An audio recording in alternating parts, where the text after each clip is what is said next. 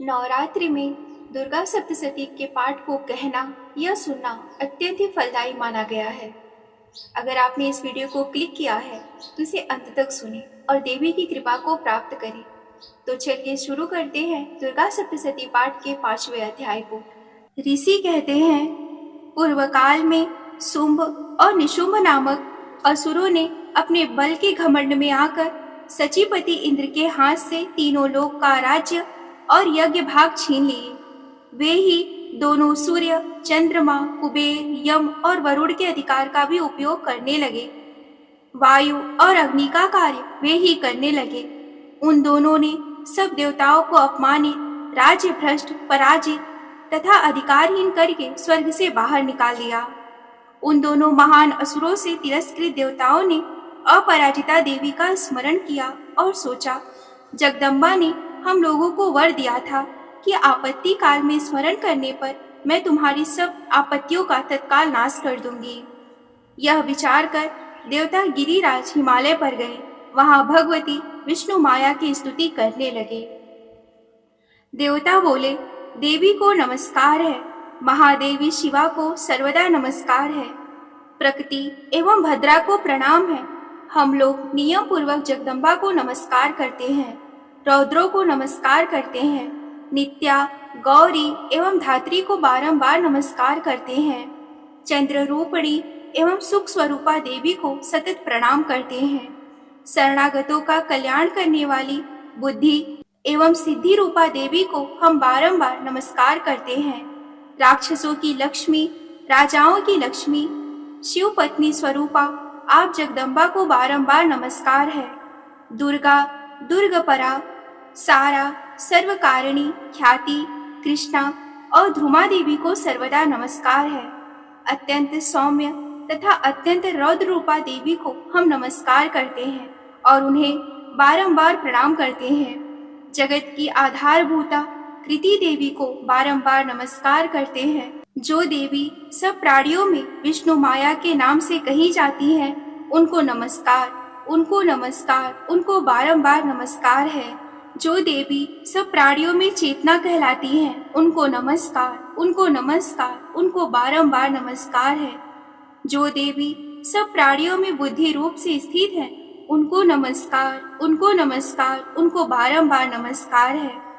जो देवी सब प्राणियों में निद्रा रूप से स्थित है, उनको नमस्कार, उनको नमस्कार, उनको बारंबार नमस्कार है। जो देवी सब प्राणियों में क्षुधा रूप से स्थित है, उनको नमस्कार, उनको नमस्कार, उनको बारंबार नमस्कार है। जो देवी सब प्राणियों में छाया रूप से स्थित है, उनको नमस्कार, उनको नमस्कार, उनको बारंबार नमस्कार है। जो देवी सब प्राणियों में शक्ति रूप से स्थित है, उनको नमस्कार, उनको नमस्कार, उनको बारंबार नमस्कार है। जो देवी सब प्राणियों में तृष्णा रूप से स्थित है, उनको नमस्कार, उनको नमस्कार, उनको बारंबार नमस्कार है। जो देवी सब प्राणियों में क्षमा रूप से स्थित है, उनको नमस्कार, उनको नमस्कार, उनको बारंबार नमस्कार है। जो देवी सब प्राणियों में जाति रूप से स्थित है, उनको नमस्कार, उनको नमस्कार, उनको बारंबार नमस्कार है। जो देवी सब प्राणियों में लज्जा रूप से स्थित है, उनको नमस्कार, उनको नमस्कार, उनको बारंबार नमस्कार है। जो देवी सब प्राणियों में शांति रूप से स्थित है, उनको नमस्कार, उनको नमस्कार, उनको बारंबार नमस्कार है।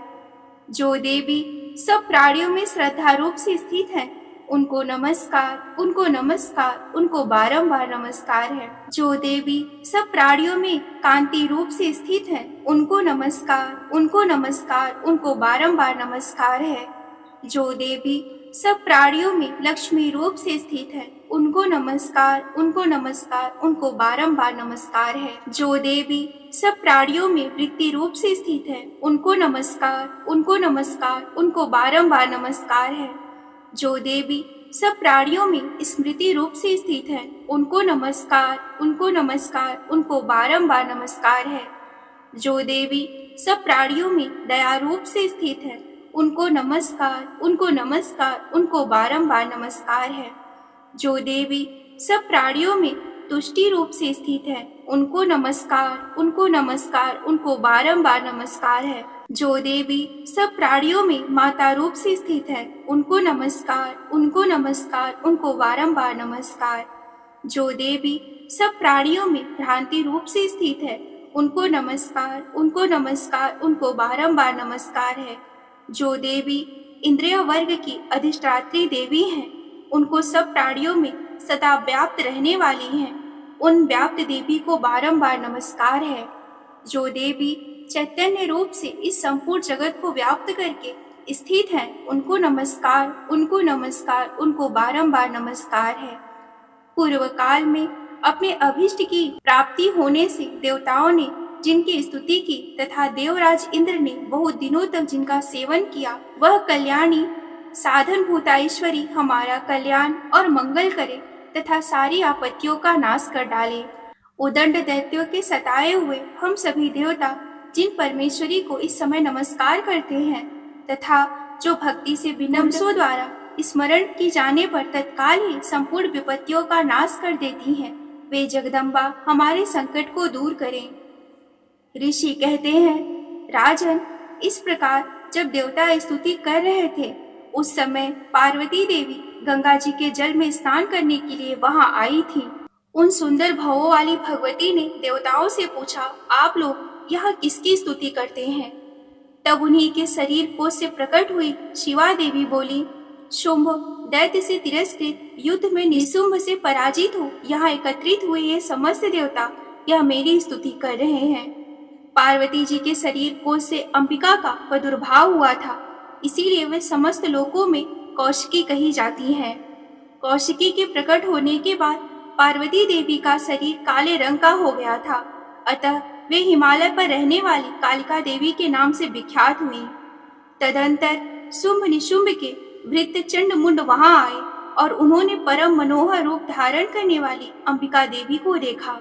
फिर वे शुंभ के पास जाकर बोले, महाराज, एक अत्यंत मनोहर स्त्री है जो अपनी दिव्य कांति से हिमालय को प्रकाशित कर रही है। वैसा उत्तम रूप कभी किसी ने नहीं देखा होगा। असुरेश्वर, पता लगाइए कि वह देवी कौन है और उसे ले लीजिए। स्त्रियों में तो वह रत्न है, उसका प्रत्येक अंग बहुत ही सुंदर तथा वह अपने श्रीअंगों की प्रभा से संपूर्ण दिशाओं में प्रकाश फैला रही है।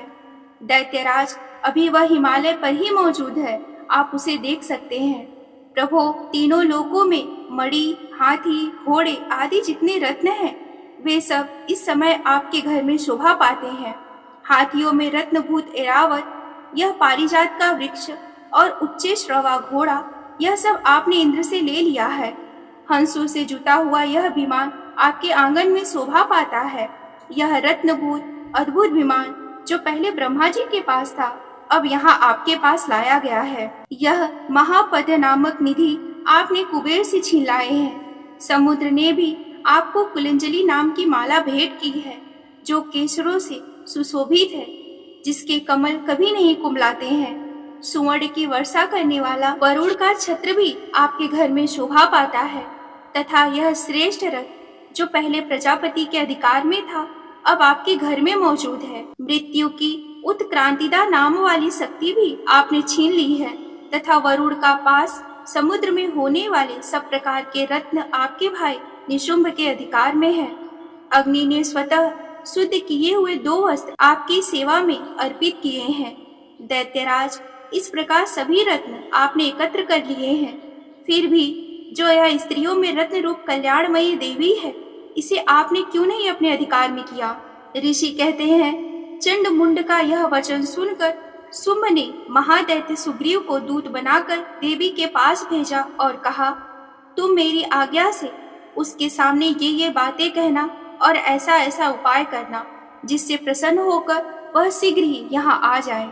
वह दूत पर्वत के अत्यंत रमणीय प्रदेश में जहाँ देवी मौजूद थी गया और मधुर वाणी में कोमल वचन बोला। दूत बोला, देवी, दैत्यराज शुंभ इस समय तीनों लोकों के परमेश्वर हैं। मैं उन्हीं का भेजा हुआ दूत हूँ और यहाँ तुम्हारे पास आया हूँ। उनकी आज्ञा सदा सब देवता एक स्वर से मानते हैं, कोई उसका उल्लंघन नहीं कर सकता। वे संपूर्ण देवताओं को परास्त कर चुके हैं। उन्होंने तुम्हारे लिए जो संदेश दिया है उसे सुनो। संपूर्ण त्रिलोकी मेरे अधिकार में है। देवता भी मेरी आज्ञा के अधीन चलते हैं। संपूर्ण यज्ञों के भागों को मैं ही पृथक पृथक भोगता हूँ। तीनों लोकों में जितने श्रेष्ठ रत्न हैं वे सब मेरे अधिकार में हैं। देवराज इंद्र का वाहन ऐरावत जो हाथियों के रत्न के समान है मैंने छीन लिया है। क्षीर सागर का मंथन करने से जो अश्वरत्न उच्च श्रवा प्रकट हुआ था उसे देवताओं ने मेरे पैरों पर पकड़कर समर्पित किया है। सुंदरी, उनके सिवाय और भी जितने रत्नभूत पदार्थ देवताओं और गंधर्वों और नागों के पास थे वे सब मेरे पास आ गए हैं। देवी, हम लोग तुम्हें संसार की स्त्रियों में रत्न मानते हैं, अतः तुम हमारे पास आ जाओ, क्योंकि रत्नों का उपभोग करने वाले हम ही हैं। चंचल कटाक्षों वाली सुंदरी, तुम मेरी या मेरे भाई महापराक्रमी निशुंभ की सेवा में आ जाओ, क्योंकि तुम रत्न स्वरूपा हो। मेरा वरण करने से तुम्हें तुलना रहित महान ऐश्वर्य की प्राप्ति होगी। अपनी बुद्धि से यह विचार कर तुम मेरी पत्नी बन जाओ। ऋषि कहते हैं, दूत के योग कहने पर कल्याणमयी भगवती दुर्गा देवी जो इस जगत को धारण करती हैं, मन ही मन गंभीर भाव से मुस्कुराई और इस प्रकार बोली। देवी ने कहा, दूत, तुमने सत्य कहा है, इसमें तनिक भी मिथ्या नहीं है। शुंभ तीनों लोगों का स्वामी है, निशुंभ भी उसी के समान पराक्रमी है, किंतु इस विषय मैंने जो प्रतिज्ञा ली है उसे मिथ्या कैसे करूं? मैंने अपने अल्प बुद्धि के कारण पहले से ही जो प्रतिज्ञा कर रखी है उसे सुनो। जो मुझे संग्राम में जीत लेगा, जो मेरे अभिमान को चूर्ण कर देगा तथा संसार में जो मेरे समान बलवान होगा वही मेरा स्वामी होगा। इसीलिए शुंभ अथवा महादैत्य निशुंभ स्वयं ही यहाँ पधारे और मुझे जीतकर शीघ्र ही मेरा पाणी ग्रहण कर ले। इसमें विलंब की आवश्यकता क्या है? दूत बोला, देवी, तुम घमंड में भरी हो, मेरे सामने ऐसी बातें ना करो। तीनों लोक में कौन सा ऐसा पुरुष है जो शुंभ निशुंभ के सामने खड़ा हो सके? देवी, अन्य दैत्यों के सामने भी सारे देवता युद्ध में नहीं ठहर सकते, फिर तो तुम अकेली स्त्री होकर कैसे ठहर सकती हो?